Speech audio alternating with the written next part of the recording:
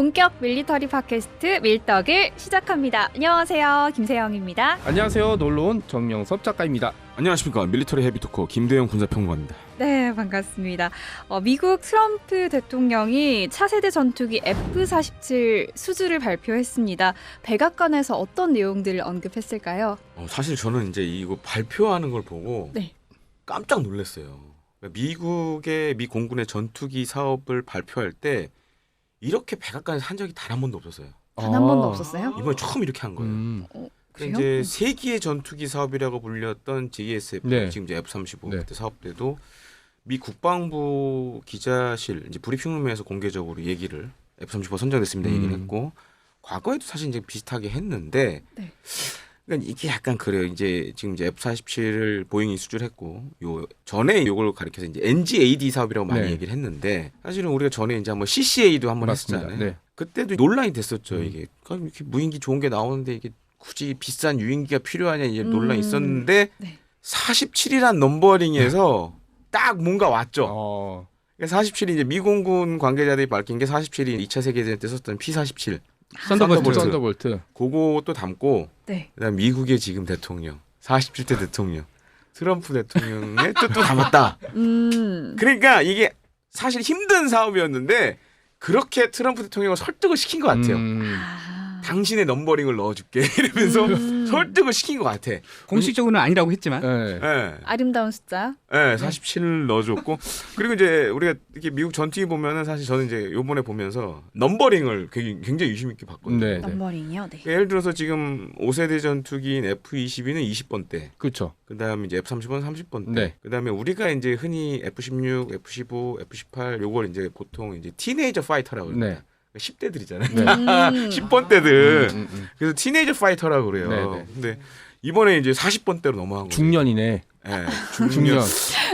또 그렇게 되니까 갑자기 또 너무 갑자기 훅 넘어간 거 아니에요? 그래서 티네이저에서 중년으로. 네, 6세대는 40번대가 될 것 같다라는 게 하나 있고 또 한 가지 지금 이제 미해군도 비슷한 사업이 하나 있거든요. FAXX 그렇죠. 사업. 네. 그럼 과연 FAXX도 올해 뭐 빠르면 상반기 발표 지금 보고 있는데 그러면 얘도 그럼 40번대로 갈 가능성이 높지 않나. 48이나 49. 네, 네. 4849 뭐. 네, 네. 아니면 48대 대통령도 노리고 있잖아요, 지금. 아. 법적으로는 안 되지만. 네. 네. 그래서 그런 게 굉장히 독특했어요. 음. 그리고 약간 기존에 했던 방식과 다르게 백악관에서 이렇게 했다라는 것도 그렇고 이제 잘 보시면 미 국방부 장관이 약간 저기잖아요. 완전히 트럼프 네, 빠돌이잖아요. 완전히. 심각한. 네, 그래서 막 아첨을 하더라고. 옆에서 얘기하는 걸 들어보면 굉장히 아첨을 하더라고. 그래서 야 이것도 상당히 참 코미디다. 그러니까 큰 사업인데도 불구하고 백악관에서 약간 쇼 아닌 쇼를 하는 듯한 느낌이 들어서 좀 재밌다고 좀 느껴집니다. 이게 확실히 트럼프 시절에는 이런 게 많은 것 같아요. 되게 파격적으로. 기존의 대통령도 사실 그런 사람들이 없어요. 미 대통령들이. 네. 근데 약간 이 사람 보면은 CEO 같아. 음. 자기가 했어, 내가 했어, 약간 이런 걸 좀 강조. 너 해고! 뭐 이런 거. 그렇죠. 네. You fire 이거 네. 많이 했으니까 옛날에 약간 그런 좀 별나다고 해야 되나? 좀 그런 게 많이 느껴졌어요. 너 해고도 있지만 너 채용도 바로 해주시더라고요. 맞아요. 네, 좀 화끈하시니까. 네, 그럼 보잉은 과연 록히드 마틴을 어떻게 이렇게 제치고 사업을 할 수 있었는지가 좀 궁금하거든요. 그래서 저는 딱 두 가지로 정의를 하고 싶어요. 두 가지. 먼저 첫 첫 번째. 사자성어로 하면 네. 절치부심. 이야, 칼을 갈았다. 네, 그러니까 두 번째는 영어로 하자면 네. 보잉 is back. 오. 보잉이 다시 돌아왔다. 오태식이처럼 돌아왔어요, 보잉도. 그거 적응하셨어. 네. 우체식이 네. 로마 형은 나가. 롱만 야, 나가는 거고. 사실은 이제 보잉 같은 경우 사실 전투기로 유명한 회사는 아니었어요. 전투기로 유명했던 회사는 아니었고 97년도에 전투기 명가 이 맥도널드 더글러스를 인수하면서 어떻게 보면 이제 전투기 사업이 본격적으로 뛰어들었고 뭐 세기의 전투기 사업이라 불렸던 이 JSF 지금 F-35 사업에 뛰어들었는데 안 됐죠. 웃음거리만 남기고. 그때가 그거였어요. 네. FX 1차 사업 때였어요. 그때 이제 제가 보잉사 관계자들 많이 만났는데 그때 안 됐잖아요. 네. 그 F-35 JSF 사업을 탈락했잖아요. 네. 이제 아직도 제가 기억에 남는데 그 고위 임원이 그 얘기를 했어요. 우리 전투기가 못생겨서 안 됐다. 정확하게는 못생겼다기보다는 웃기게 생겼죠. 네, 그러니까 개구리처럼 생겼다. 네. 그래서 우리가 그래서 안 됐어. 사실 전투기는 이렇게 멋있어야 그쵸. 되는데 네. 저는 너무 후덕해 보이고 좋았던데. 아니 봐도 턱이 이렇게 네, 너무 하관이 너무 기존에 우리가 봤던 전투기하고 비교했을 때 정말 어거리하다 네. 좀 그런 게 있어서 이제 안 됐는데 그 뒤로 사실 그러고 나서 확 밀려났죠. 보잉의 어떻게 보면 R&D 부서 이 팬텀웍스 중심으로 준비를 많이 한 것 같아요. 그래서 이제 그런 점이 미공군의 점수를 많이 땄고, 근데 그런 게 가운데 뭐가 있었냐면 요즘 이제 디지털 트윈이라고 많이 하는데 네. 현실 세계의 기계나 장비, 사물 등을 가상 세계에서 구현해서 이렇게 만들어 보는 게 되게 요즘 핫해요, 그게. 네. 근데 요거 디지털 트윈 관련돼서 이제 팬텀웍스가 좀 앞서 있었던 부분도 있었고, 또 한 가지로 이제 3D 프린터 제작 방식이라든가 생산과 관련된, 그러니까 비용 절감과 관련된 부분에 있어서 제가 이렇게 외신 찾아본 바로는 좀 점수를 높게 받았다. 오. 제가 카이 다녔을 때 KF-11 담당하던 부서에서는 그런 얘기 많이 했거든요. 왜냐하면 지금 이제 5세대를 로키드 마틴이 하다 보니까 안 해본 보잉이 과연 6세대를 할 수 있겠냐. 그래서 건너뛰어서. 네, 그래서 6세대는 오히려 다시 로키드 마틴이 하는 거 아니냐. 근데 지금 뚜껑을 딱 까보니까 칼을 갈았던 거예요.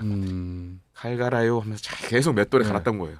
이번에 이제 진짜 한 방을 보여줬고, 또 한 가지로는 지금 미해군 FA-XX 사업이 있습니다. 미해군 6세대 전투기 사업이 그쵸. 있는데 지금 아시다시피 미공군 사업은 이제 로키드 마틴이 떨어졌고 미해군 사업도 떨어졌어요 지금. 그래서 이제 미해군 사업 같은 경우에는 노스롭 그루먼과 보잉이 양자 대결이 될 것 같은데, 근데 지금 이제 미공군 사업을 보잉이 수출했으니까 이제 미해군 입장에서는 노스로 우리가 또 가오가 있지. 공군 애들과 같이 갈 수는 없지. 그렇죠. 그러면 노스롭 그루먼이 될 가능성이 좀 있지 않나. 그래서 이제 나온 얘기가 지금 FA-XX는 만약 노스롭 그루먼이 되면 이제 캣 시리즈가 다시 돌아올 수 있다. 별칭이. 톰캣. 톰캣 뭐 옛날에 그렇죠. 보면 이제 그루먼이 만들었던 함상 전투기들 보면 이제 그렇죠. 대부분 고양이 이름을 붙였거든요. 베어캣, 톰캣. 그래서 지금 미국의 밀덕 사이에 나온 소문에는 밥캣이 될 수 있다. 밥캣. 예, 그런 얘기도 좀 나오고 있어요. 보잉이 이번에 이 사업을 수주하지 못했으면 꽤 힘들었다는 얘기가 있는데, 아마 수주 못했으면 전투기 사업 부문 자체를 아마 슬슬 정리해야 되는 단계로 갈 수밖에 없었죠. 그래도 민항기가 있었잖아요. 그거는 이제 별도의 사업부고. 별도의 사업부고. 이제 군용기 쪽에서는 사실 이제 F-15EX, 근데 슈퍼호넷은 이제 거의 마무리 단계고 EX 정도 남아 있으니까. 근데 뭐 EX도 사실은 아직은 그래도 관심 있는 나라들이 많다 보니까 그래서 EX는 좀 오래 갈 것 같은데, 그 참고로 말씀드리면 카이에서 EX 전방동체 요 전투기 조종석 부분 요거를 이제 배선을 다 넣어서 납품을 했었어요. 그래서 제가 다닐 때도 이제 가서 받고 했는데 그건 이제 한국에서 작업을 해서 이제 보내는 걸 하고 있고. 만약에 이번에 안 됐으면 진짜 보잉은 이제 빠잉이었네요. 전투기 보잉이 부분, 빠잉. 전투기 부분에서 정말 이제 잘하면 손 떼야 될 상황이 올 뻔했죠. 보잉은 빠잉할 뻔했지만 다행히 철치부심. 절치부심으로 보잉 이즈 백 했다라는 말씀해주셨고, 이제 중국 이야기를 또 안 할 수가 없는데 F-47이 또 어떤 능력을 갖췄는지 예상을 해보고 중국의 J-36 비교해 보면 또 어떻게 보일까요? 그 특징이 있어요. 지금 이번 사업이 가게 된 배경도 이제 지난해 말에 중국에서 갑자기 이제 젠 36하고 띄웠죠. 젠 50이 이제 등장을 하면서 중국이 그런 거 아니야. 이거 봐라. 짜잔. 우리 6세대에 있는데 그러니까 미국이 이제 웃으면서 야, 우리도 있어. 공개를 한 것 같아요. 특징이 있어요. 이제 외형적인 특징을 보면 지금 중국이 만든 젠 36이나 젠 50도 그렇고 지금 47도 그렇고 꼬리 날개가 없죠. 가오리처럼 생겼어요. 꼬리 날개가 없는데 꼬리 날개가 없는 이유가 뭐냐 그럼. 그게 이제 많은 분들이 궁금해하실 것 같은데 미국이 갖고 있는 전 세계에서 유일한 스텔스 전략 폭격기 B2도 꼬리 날개가 없잖아요. B-21도 없고. B-21도 없죠. 이유가 뭐냐면 이 좀 파장이 긴 레이더에는 꼬리 날개가 있으면 잡혀요. 스텔스 성능을 집어넣어도 좀 드러나는 부분이 있어요. 예를 들면 VHF 대역이라든가 이런 대역들은 이 스텔스기를 탐지할 수 있어요. 근데 파장이 길다 보니까 어떤 문제가 생기냐면 서울 하늘에 있는데 정확히 어디 있는지를 모르는 거예요. 강남구에 있는지 종로구에 있는지 그게 판단이 안 돼요. 꼬리가 길면 결국에는 잡히는 거네요. 그런 비슷한 논리라고 볼 수 있는데, 그래서 이제 지금 6세 전투기는 다 이제 무미구로 꼬리 날개 없애는 방향으로 지금 가고 있고, 또 한 가지로 이제 F-47 특징 중에 하나가 아마 미공군 전투기 가운데 처음인 것 같아요. 제가 봤을 때는 카나드 이제 귀날개가 달렸죠. 그래서 이제 이것도 사실 지금 말들이 많은데 평가 중에 하나가 그거예요. 저는 F-47은 이 미국이 중국하고 한번 붙기 위해서 만든 그쵸. 전투기로 이렇게 네. 생각을 하는데 지금 요즘 미군들이 잘하는 걸 보면 왜냐하면 이제 중국이 많은 탄도미사일 갖고 있고 그다음에 태평양상에 있는 기지들은 전쟁 나면 다 박살난다라고 생각을 하고 있어요. 그래서 최근에 하는 거 보면 남태평양에 옛날에 네. 2차 세계대전 때 전왔던 그런 공군 기지들 네. 그런 데로 이렇게 전개하는 훈련을 많이 해요. 근데 이 카나다를 가지면 장점이 뭐냐? 저도 유럽 가서 뭐 그리펜이라든가 라팔, 유로파이터 봤는데 그리펜의 성능 중에 하나가 이 카나다를 이용해서 단거리 이착륙이 가능해요. 짧은 활주거리가 네. 가능. 네. 그래서 요거 카나다를 이용한 걸 많이 하거든요. 그래서 상당히 저도 그리펜 보고 옛날 이제 에어타투 가서 그리펜 보고 깜짝 놀랐는데 한 200m도 안 되는 거리에서 올라가더라고요. 우와. 카나다 요 성능을 이용해서 그런 게 담겨 있는 것 같아요. 그러니까 예를 들어 태평양 상의 섬에 네. 이렇게 막 빨리빨리 전개를 해야 되는데 아. 활주로가 길 수도 없잖아요. 그렇죠. 그러니까 그런 것도 감안한 것 같고 세 번째로는 사실 차세대 엔진이 아마 들어갈 예정입니다. 그래서 많이 얘기가 나오고 있는 게 가변 사이클 혹은 적응형 사이클 엔진 기술이 이제 들어간다라는 얘기를 많이 하고 있는데 네.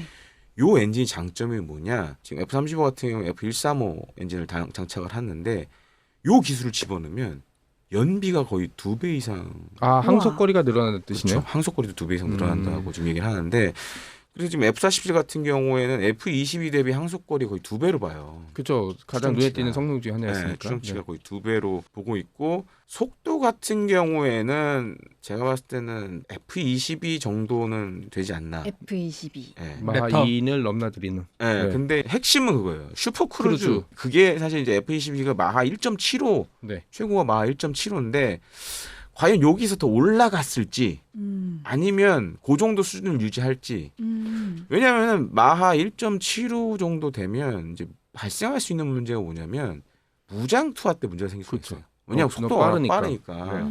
그 문제가 있어서 아마 F-22 정도의 슈퍼크루즈 성능을 갖고 있대. 다만 F-22 대비 무장 장착 능력은 확 늘어났을 것 같아요. 그러니까 그 전투기 형체가 네. 이 가오리잖아요. 네. 이 폭격기에 가장 잘 어울리는. 그러니까 네. 무장창이 더 넓어질 수 있고. 그다음에 이제 두께의 높이를 봐야 되긴 하겠지만 네. 해서 미국이 최근에 개발하고 있는 장거리 공대공 미사일이라든지 네.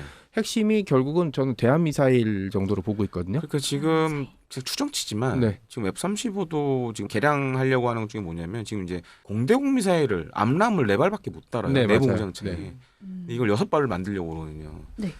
기본적으로 F-47은 이런 중거리 공대공 미사일 한 6발에 한 2,000파운드 폭탄 2발 정도 다는 형국이 되지 않을까. 왜냐하면 이제 F-22는 이제 단점이 공대지 무장이 약하다는 문제가 있거든요. 그렇죠. 근데 이제 F-47은 그런 까지 지금은 다 해야 되기 때문에 아마 무장창의 능력이 좀 좋아지지 않았을까. 그리고 중국이 만든 젠 36은 잘 보면 네. 걔는 정말 대한미사일까지 들 것 같아요. 그렇죠. 지금 이제 근데 J36 엔진이 세 3개가 개. 아니라 3개라고 네. 하더라고요. 그러니까 이제 그거는 엔진 기술이 아직은 조금 아, 그래요? 안 돼서 네. 사실은 2개 넣으면은 오히려 더 많은 공간을 그렇죠. 사실 폭격기만한 네. 공간을 넣을 수 있는데 보니까 이제 엔진 기술이 아직은 좀 안 돼서 양쪽에 하고 그 사이에 네, 위로 넣으면 이렇게 되니까. 에어 네. 인테이크를 위로 뽑아서 한 방식 같은데 그래서 젠 36은 사실은 전폭기에 가까운 그렇죠. 걸 갖고 있거든요. 젠 50은 지금 함상형으로 가려는 것 같아요. 네, 함상형으로. 왜냐하면 이게 제작사가 젠 36은 이제 청두에서 만들고 젠 50은 지금 심양에서 하거든요. 그러니까 중국 우리로 치면 이제 카이죠. 네. 이제 중국의 아빅이라는 회사가 2군데가 전투기 메카거든요. 보면 이제 이 심양 쪽은 지금 젠 35도 하고 있고 그다음에 젠 15 중국 해군 항공대 관련 물론 이제 공군 것도 하지만 이제 해군 항공대가 여기 좀 많이 하는 편이고 청두는 지금 사실 이제 공군 것만 하다 보니까 약간 이제 그렇게 가려고 하는 거 전문화 아니냐. 시키는구나. 네. 그럼 또 이것도 한번 봐야 돼요. 네. 저도 사실 최근에 요 F-40 때문에 기사를 쓰면서 찾아보면서 사실 깜짝 놀랐는데 네. 올해 밀리터리 밸런스 2025 요거 책을 이제 입수해서 봤는데 지금 전투기 될 수 있잖아요. 네. 중국 공군이 미 공군을 앞섰어요. 드디어. 오. 네, 그래서 지금 중국 공군의 각종 전투기와 폭격기가 2,900여 대 정도 됩니다. 거의 3,000대 정도 되네요. 네, 그리고 미 공군이 2,200여 대. 우와. 700여 대 차이 나죠. 물론 뭐 미해군을 넣진 않았겠지만 아, 그거 넣어도 안 돼요. 안 돼요. 계산을 다 해봤는데 네. 안 되더라고요. 하긴 뭐 항공모함 10대에 들어갈 게 다 네, 해봤자 안 되더라고요. 그러니까 지금 이거 참고로 말씀드리면 중국 공군은 중국 해군 항공대 빼고. 그럼 네. 3,000대네 그러면 진짜. 3,000대 넘죠 지금. 거기다가 만약에 분쟁이 벌어지게 되면 네. 남중국해라든지 동중국해에서 벌어지게 대만을 놔두고 벌어지게 되면 중국 해군은 다 쏟아부을 수 있고 네. 여차하면은 본토에서 날릴 수도 있고. 네. 근데 미 해군이나 미 공군은 와야 되잖아요. 와야 되잖아요. 본토에서 오든지 여기에서 아니면 날라와야 뭐 되는데. 우리나라라든지 일본에서 보내야 되니까. 그래서 이제 작년에 이제 일본 방위백서 재밌는 게 뭐냐면 전투기 전력을 숫자를 계산할 때 중국 공군은 세대 구분해서 이렇게 전력을 계산을 하더라고요. 네.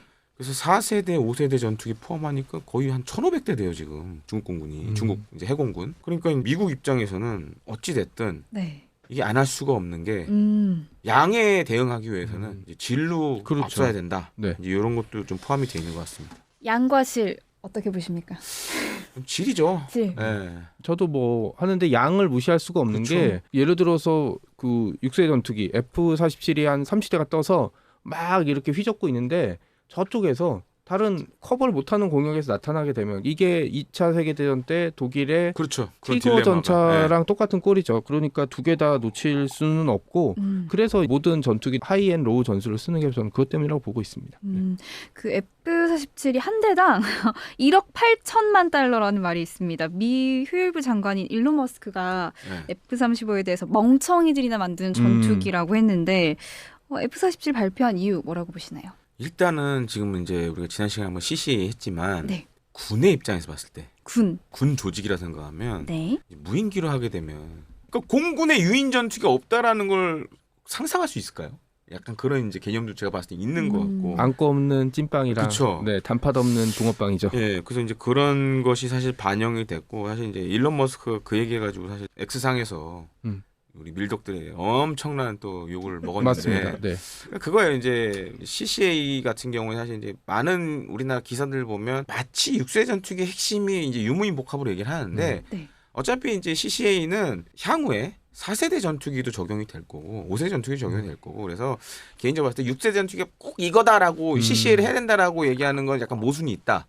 다만 이제 광대역 스텔스, 뭐 무장 장착 능력, 내부 방착 늙는 능력, 그다음에 이제 4세대 엔진 오히려 이런 것들이 좀 핵심이 되는 걸로 그렇죠. 좀 보여지고 사실은 궁금한 게 네. 과연 저 지금 F-47은 어떠한 스텔스 도장이나 방식을 썼을까?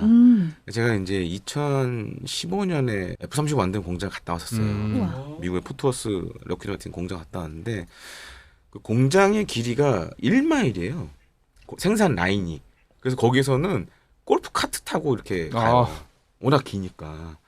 근데 갔을 때 제가 가장 놀랬던 게 뭐냐면 그걸 보여줬어요. 그러니까 F-35는 스텔스 이 방식이 독특해요. 필름 방식이에요. 필름. 그러니까 우리 몇몇 분들이 뭐 도료 막 이런 얘기하는데 페인트가 아니에요. 저감할 수 있는 필름을 입혀요. 필름을 입히고 그 위에 한번 코팅을 해요. 그러니까 우리 책받침처럼 코팅을 해요. 그래서 이제 장점이 뭐냐? 옛날에 이제 F-117이나 B2는 어떤 문제가 있어요? 한번 나갔다 오면 벗겨지잖아요.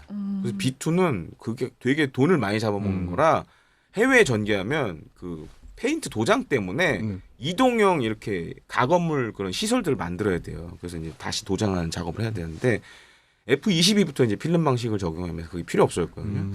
근데 지금 생각되는 거는 요게 아마 굉장히 좀 가벼운 소재로 바뀌지 않았을까. 그러니까 F-22가 옛날에 어떤 문제가 있었냐면 필름 방식 적용했는데 이게 무거워가지고 코팅하면서 그래서 그것 때문에 굉장히 고생을 많이 했어요. 근데 F-35는 다행히 이제 기술이 많이 좋아져서 이제 했는데 그게 아마 B-21 정도 B-21로 잘 보시면 이제 그런 필름 방식 쓰고 대신에 이제 도료는 어디에 쓰냐? 공기 흡입구. 거기는 필름을 붙이기 좀 힘드니까 없으니까. 그래서 이제 3D 로봇으로 거기다가 이제 도료를 싹 칠하고요. 그러니까 도장이 아니라 필름 방식으로 지금 스텔스. 그래서 아마 F-47은 훨씬 더 진보된 지금 스텔스 재료들을 사용하지 않았을까. 좀 더 가볍고 추정이 되죠. 네. 이번 발표로 그럼 6세대 전투기의 모습이 조금은 뚜렷해지는 것도 같은데요. 다른 국가들 어떻게 진행을 할까요? 그 일본, 이탈리아, 영국이 지금 G캡을 하고 있고, 근데 G캡도 컨셉이 비슷해요. 그렇죠. 그리고 이제 G캡이 그나마 저는 좀 F-47이라고 번거롭다 보는 게 사실 이제 엔진 부분에 있어서 지금 미국 외에 미국과 거의 비슷한 엔진을 만들 수 있는 나라가 영국 롤스로이스밖에 없어요. 그래서 이제 민용기 중에도 보면 롤스로이스 엔진이 좋다라는 얘기를 많이 해요. 그래서 G캡이 아마 좀 비슷한 방향으로 갈 것 같고 상대적으로 이제 우리가 문제죠. 그렇죠. 작년에 5월에 공군에서 하는 컨퍼런스가 하나 있어요. 에어로스페이스 컨퍼런스 2024에서 미래 전장에서 우리가 북한의 핵 대량 살상 무기 사용을 막기 위해선 하이급 전투기가 많이 필요하다. 그래서 F-35A 등 스텔스 성능 갖춘 이른바 5세대 6세 전투기를 확충을 해야 된다. 그래서 사실 지금 이제 공군이 약간 고민이 있어요. 공군이 어떤 고민이냐 이제 지금 일본도 6세대를 하고 중국도 6세대를 하는데 우리는 사실 지금 없잖아요. 계획이 청사진이. 없죠. 네. 이거를 그럼 국내 개발로 할 거냐 아니면 해외 프로그램에 들어갈 거냐. 근데 이번에 이제 F-47도 뭐 그런 얘기는 했잖아요. 수출 가능성에 대해서 언급을 했잖아요. 그러니까 과거 F-22는 이제 수출 안 했는데 네. 이런 것들이 상당히 좀 우리가 이제 고민해 볼 부분이 생겼다. 이제 분명하게 6세대 전투기 시대가 열렸기 때문에 그렇죠. 향후 어떻게 해야 될지 좀 고민이 좀 생각되는 상황이죠. 근데 웃긴 거는 트럼프가 대놓고 야 10% 다운그레이드 해서 주겠다. 보통 이런 얘기는 안 하잖아요. 대놓고 한 게 좀 그거는 이제 그냥 그 형의 망상이고 문제는 가격이죠. 그렇죠. 그 가격을 과연 동맹국이 감당할 수 있는 수준이겠느냐. 1억 8천만 달러는 제가 네. 보기에는 가뿐하게 넘을 것 같고 원래 3억 불 얘기 나왔었는데 보통은 이렇게 시작하잖아요. 네. 얼마요? 3만 원. 네. 근데 좀 이따 조금 고민해서 그래 3만 원. 그 사이 가격이 올랐어. 3만 5천 원. 아이 뭐야 알았어. 사실은 4만 원이었어. 스토브리그야 네. 뭐야. 그러니까 이제 지금 보잉이 잘못하면 악수가 될 수 있는 게 그 지금 아시다시피 이제 T7이라든지 KC-46이 어려움을 겪고 있는 것 중에 하나가 그때 당시에 보잉이 고정가 계약을 했거든요. 근데 지금 코로나19 이후에 이제 다 올랐잖아요. 네.